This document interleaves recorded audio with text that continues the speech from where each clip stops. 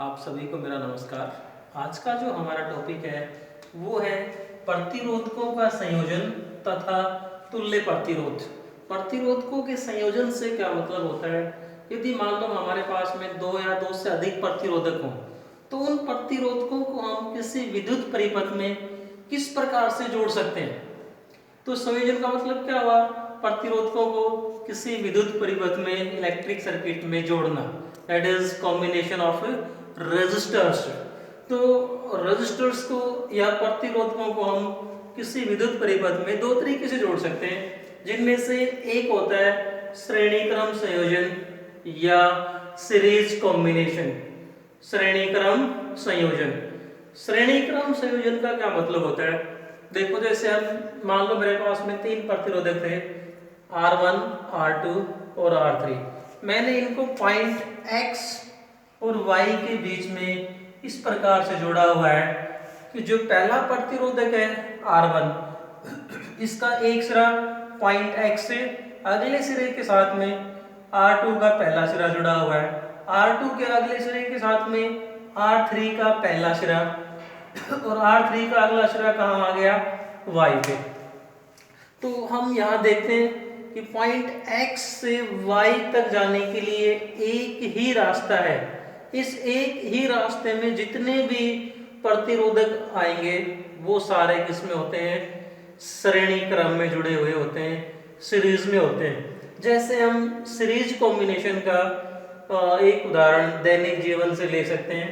जैसे हम ब्याह शादियों में देखते हैं कि जो बल्ब की जो लड़ी होती है, बहुत सारे बल्ब एक ही लाइन में जुड़े हुए होते हैं, तो वो सारे बल्ब किसमें होते हैं? श्रेणी क्रम में जुड़े हुए होते हैं। इसी प्रकार से हम जब घरों की दिवाली या इस प्रकार का कोई त्योहार आता है तो त्योहार के समय हम घरों की डेकोरेशन करते हैं, तो जो बल्ब की जो लड़ियां होती हैं वो सारी लड़ी भी कौन से क्रम में जुड़ी हुई होती हैं?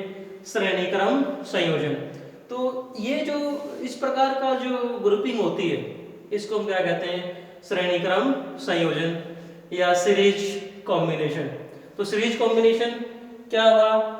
यदि प्रतिरोध सीधे एक दूसरे से जुड़े हुए हैं, पहले प्रतिरोध के साथ में दूसरा, दूसरे के साथ में तीसरा, या यूं कह दें कि दो पॉइंटों के बीच में एक पॉइंट से दूसरे पॉइंट तक जाने के लिए यदि एक ही रास्ता हो तो उस एक रास्ते में जितने भी प्रतिरोध आएंगे वो सारे किसमें जुड़े हुए होते हैं? श्रेणी क्रम में होते हैं। अब देखो, श्रेणी क्रम में जोड़ने के बाद में हमें यदि इस इलेक्ट्रिक सर्किट का, इस विद्युत परिपथ का हमें टोटल प्रतिरोध निकालना होता है या इक्विवेलेंट रेजिस्टेंस, जिसको हम कहते हैं तुल्य प्रतिरोध।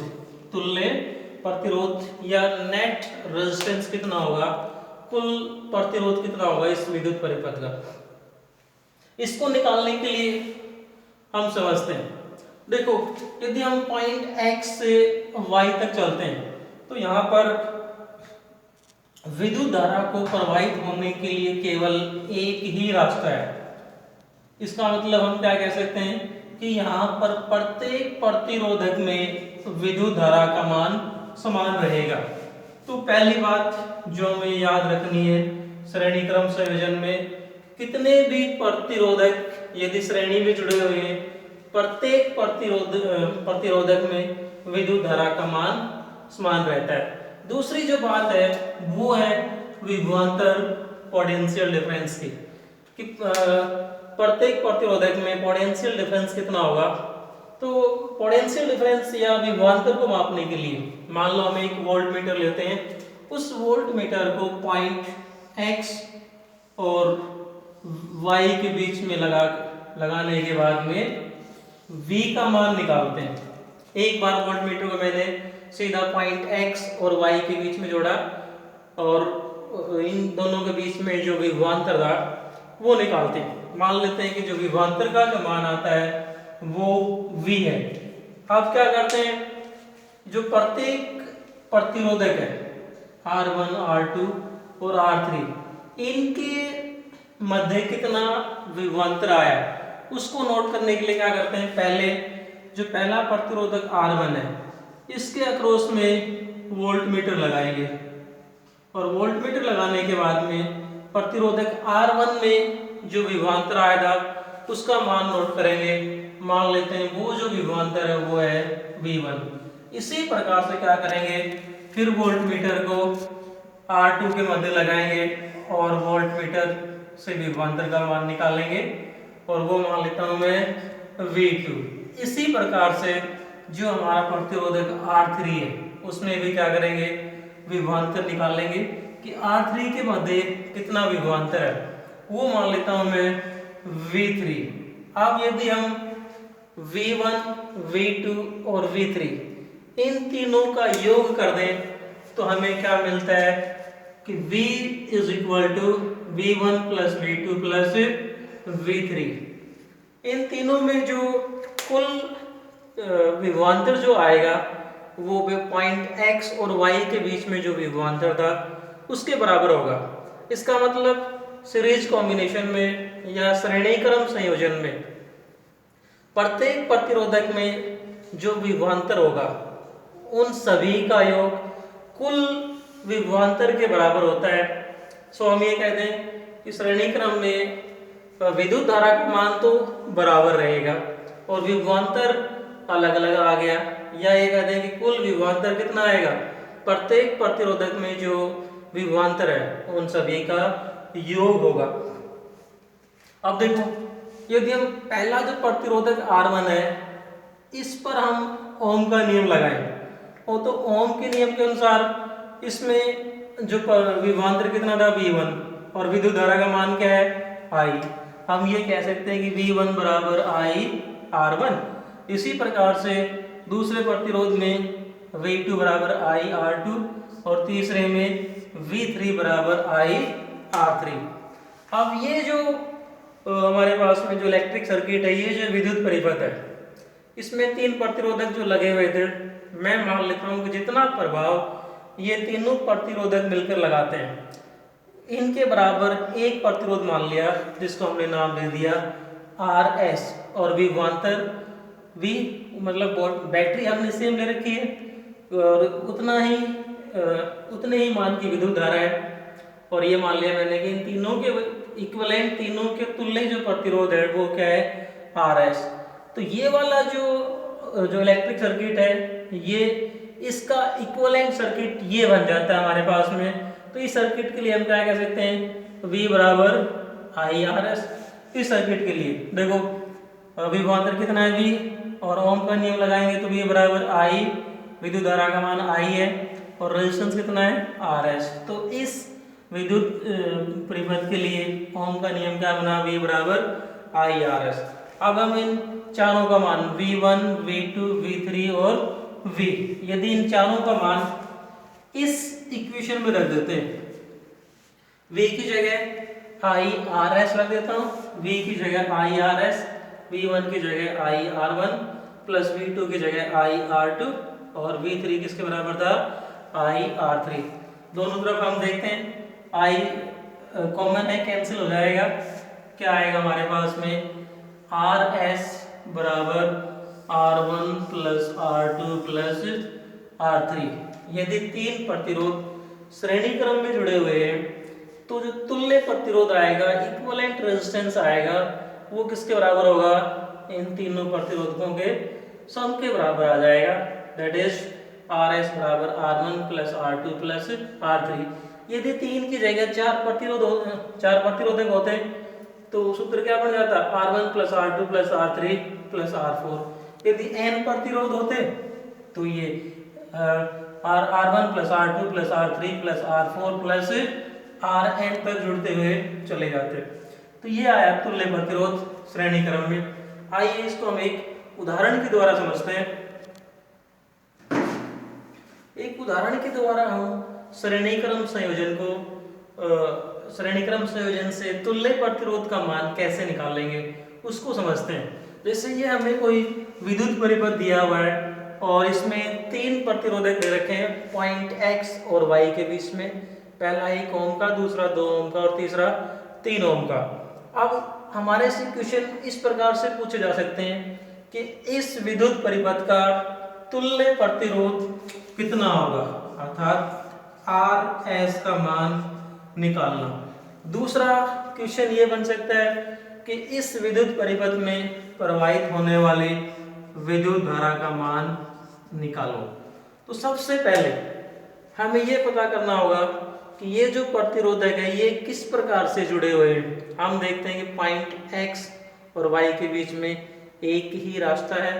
तो ये जो प्रतिरोधक है ये श्रेणी क्रम में जुड़े हुए हैं। श्रेणी क्रम में तुल्य प्रतिरोध इक्विवेलेंट रेजिस्टेंस निकालने के लिए अभी हमने फार्मूला पढ़ा था RS बराबर R1 plus R2 plus R3, अर्थात हम इन तीनों का सीधा सम कर देंगे। क्या आ जाएगा हमारे पास में 1 plus 2 plus 3 ohm, that is equal to 6 ohm. जो तुल्य प्रतिरोध आया वो कितना आया 6 ओम। तो यहाँ से हम एक बात और याद रख सकते हैं कि जब भी प्रतिरोध श्रेणी क्रम में जुड़े हुए होंगे तो जो इक्विवेलेंट रेजिस्टेंस आएगा, तुल्य प्रतिरोध आएगा, वो इन तीनों से बड़ा होगा। यानी हम यूं समझ सकते हैं कि हमें मान लो 1, 2 और 3 ओम के 3 प्रतिरोध दिए हुए थे और हमारे से ये पूछा जाए कि इनको हम किस प्रकार से जोड़ें कि हमें 6 ओम का प्रतिरोध मिले या इनसे बड़ी वैल्यू का प्रतिरोध मिले। तो बड़ी वैल्यू का प्रतिरोध निकालने के लिए किस प्रकार से जोड़ेंगे, श्रेणी क्रम में। देखो जो 6 ओम आया है वो इन तीनों से बड़ा है। तो एक बात तो ये होगी, तुल्य प्रतिरोध आ गया। अब क्या निकालना में, इस विद्युत परिपथ में प्रवाहित होने वाली विद्युत धारा।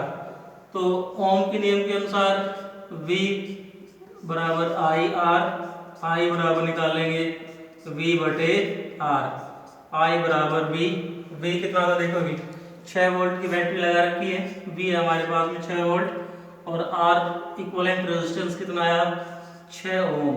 तो हम ये कह सकते हैं कि विद्युत धारा का जो मान होगा वो कितना आ जाएगा 1 एम्पियर।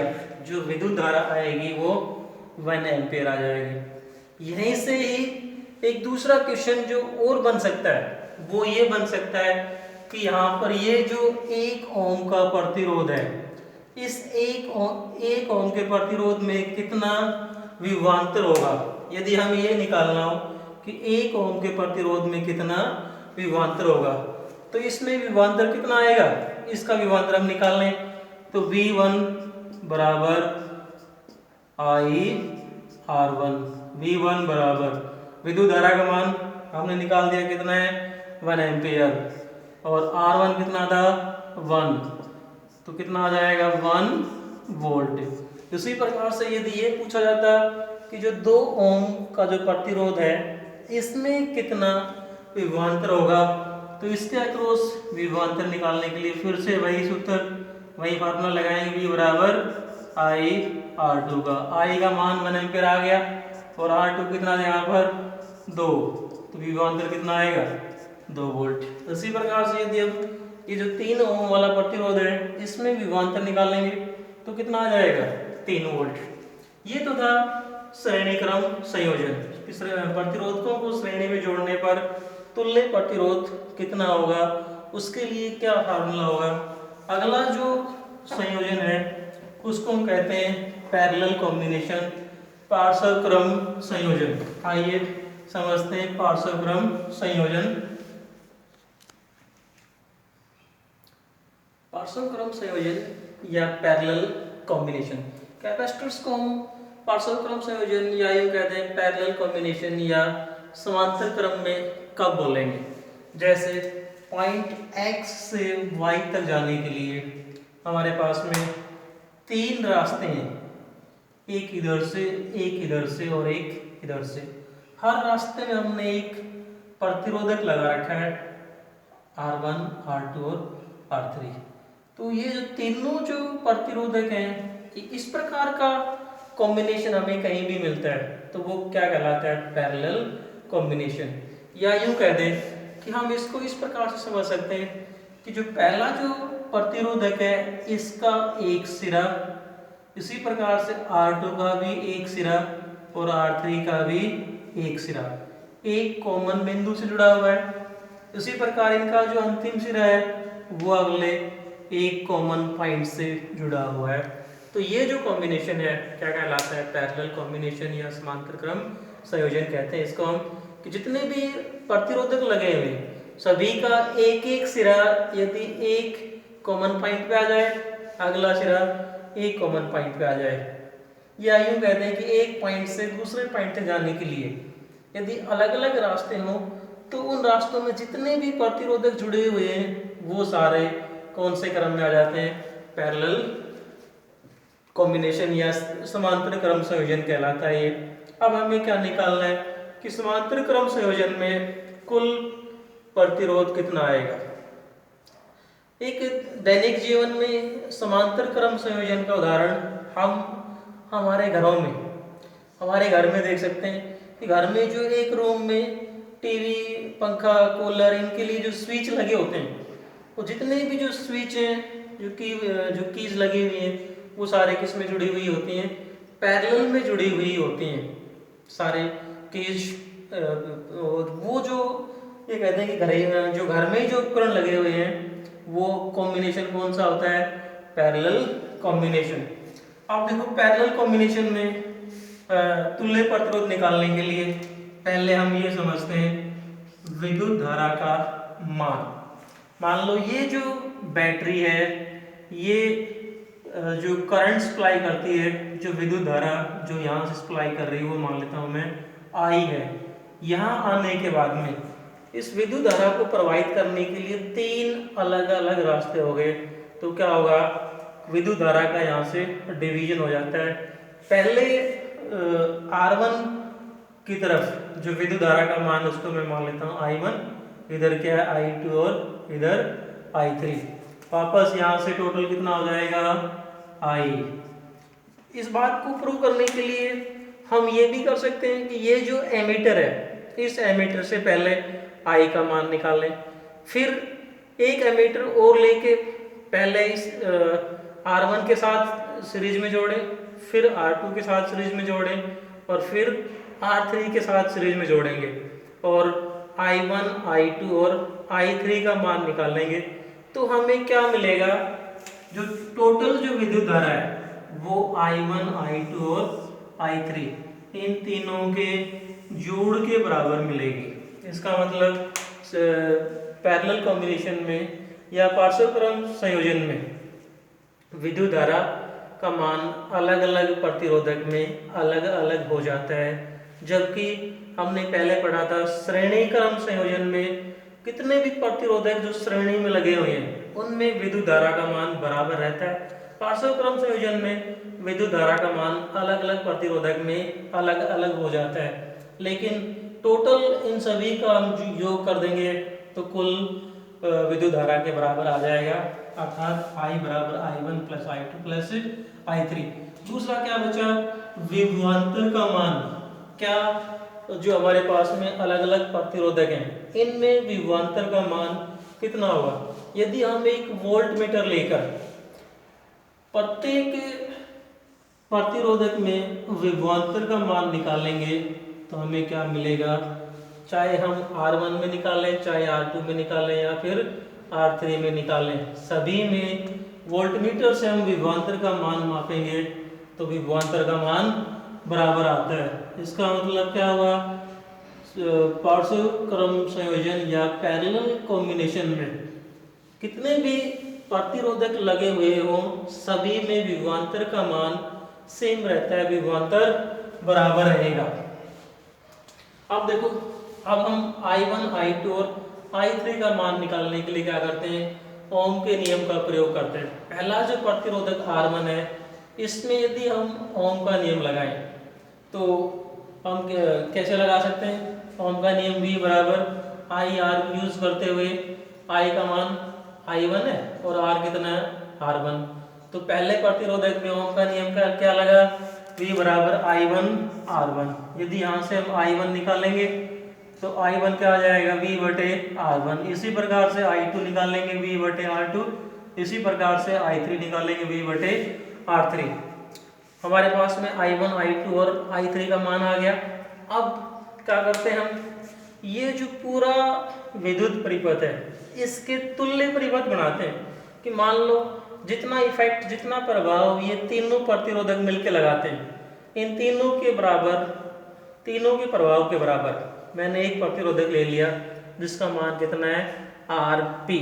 पी का मतलब यहाँ पर पैरेलल कॉम्बिनेशन से है, बाकी बैटरी वो ही है। इसी प्रकार से मानना आर पी का मान कि वी विभवांतर की ये जो बैटरी है विद्युत धारा आई सप्लाई करे, तो हम ये कह सकते हैं इसका इक्विवेलेंट सर्किट ये बना, और इस विद्युत परिपथ में ओम्स लॉ लगाएंगे तो क्या बनेगा, V बराबर आई आर पी, और I का मान निकालोगे तो क्या आ जाएगा, V बटे आर पी। तो I1, I2, I3 और I, इन सभी का मान मैं यहाँ पुट कर देता हूँ। I की जगह V बटे आर पी, I1 की जगह V बटे R1, I2 की जगह V बटे R2 और I3 की जगह V बटे R3। दोनों तरफ V से V कैंसिल हो जाएगा। क्या है हमारे पास में 1/RP is equal to 1/R1 plus 1/R2 plus 1/R3। ये एक मेथड आ गया, फार्मूला आ गया हमारे पास में कुल प्रतिरोध निकालने के लिए पार्श्वक्रम संयोजन में। तो देखो इसको हम कैसे कह सकते हैं कि हमारे पास में जितने भी प्रतिरोध थे R1, R2 और R3, इन सभी का रेसिप्रोकल लेंगे, सभी का व्युत्क्रम लेंगे और इनका योग करेंगे। योग करने के बाद में जो तुल्य प्रतिरोध था उसका रेसिप्रोकल आया हमारे पास में 1/RP आया। अब इसका 1/RP का रेसिप्रोकल लेंगे तो क्या आ जाएगा, RP। जो RP आएगा वो ही क्या होगा, तुल्य प्रतिरोध होगा पैरेलल कॉम्बिनेशन के लिए, पैरेलल कॉम्बिनेशन का। इसको हम एक उदाहरण के द्वारा समझते हैं। जैसे मान लो हम इसी विद्युत परिपथ की बात करते हैं। इस विद्युत परिपथ के अंदर अगर हम ये कहते हैं कि जो पहला प्रतिरोध था, मान लेते हैं कि जो पहला प्रतिरोध जो R1 है, अगर ये मान लेते हैं 5 ओम का है, R2 10 ओम का मान लेते हैं, और जो R3 है ये मान लेते हैं 30 ओम का। अब अगर हमारे से ये पूछा जाए कि पॉइंट X और Y के बीच में कुल प्रतिरोध कितना होगा, हमें क्या निकालना है, R निकालना है। पॉइंट X और Y के बीच में, X और Y के बीच में कुल प्रतिरोध कितना आएगा। तो सबसे पहले तो हम विद्युत परिपथ को देखेंगे। यहाँ हमें ये समझ में आ गया कि प्रतिरोध X और Y पार्श्वक्रम में, पैरेलल कॉम्बिनेशन में। तो पैरेलल कॉम्बिनेशन में इक्विवेलेंट रेजिस्टेंस निकालने के लिए हमने अभी फार्मूला क्या लिखा था, 1/RP is equal to 1/R1 plus 1/R2 plus 1/R3, और 1/RP is equal to 1/R1 is 5 plus 1/10 plus 1/30, and this will be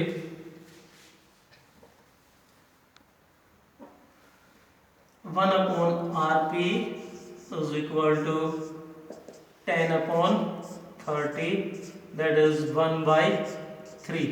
So this is 1/RP and taking reciprocal, इसका हम उल्टा कर देते हैं तो क्या आ जाएगा हमारे पास में, RP is equal to 3 ohm, that is equivalent resistance, जो तुल्य प्रतिरोध आ गया वो आ गया हमारे पास में 3 ओम। तो अब यहाँ से हम एक चीज और समझते हैं कि हमारे पास में जो कम से कम वैल्यू का प्रतिरोधक कितना था, 5 ओम, और इन तीनों को पैरेलल में जोड़ने के बाद में जो तुल्य प्रतिरोध आया है वो कितना आया, 3 ओम। इट मीन्स कि यदि हम प्रतिरोधकों को पैरेलल में जोड़ते हैं तो जो तुल्य प्रतिरोध आएगा तो वो इन सब में जो सबसे कम वैल्यू का है उससे भी कम वैल्यू का आएगा। तो हम ये कह सकते हैं कि यदि हमें कम वैल्यू का प्रतिरोध चाहिए तो किस प्रकार से जोड़ेंगे, पैरेलल में। ज़्यादा का चाहिए तो सीरीज में जोड़ते हैं। ये था हमारे पास में प्रतिरोधकों का संयोजन और तुल्य प्रतिरोध निकालना। Thanks and have a nice day. और साथ ही साथ मैं आप सभी से रिक्वेस्ट करता हूं कि during this lockdown period stay home and be safe, or subscribe my YouTube channel and press bell icon so that you get latest updates. Thanks and have a nice day.